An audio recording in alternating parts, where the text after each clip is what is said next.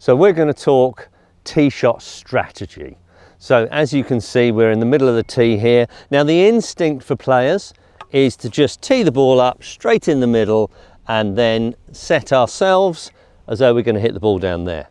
However, if we have a little bit of trouble on one side of the hole, so I'm going to point you now to these fairway bunkers on the left hand side, I can play away from those if I tee the ball on this side here.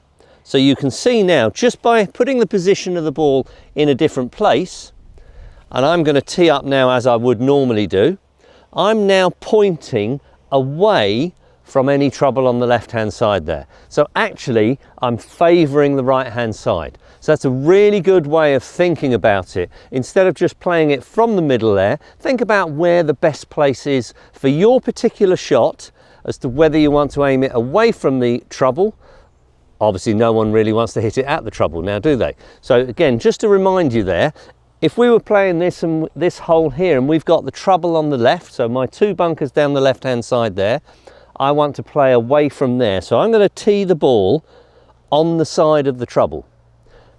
And we're going to play away from the trouble and it opens out the hole here. Now, if we have the trouble on the opposite side, we just reverse the principles.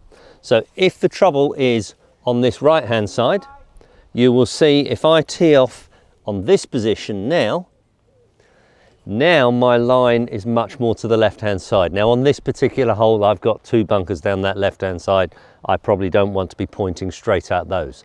But if you've got water on the right hand side or bunkers on the right hand side and the left side is clearer, we're going to tee it up on this side here.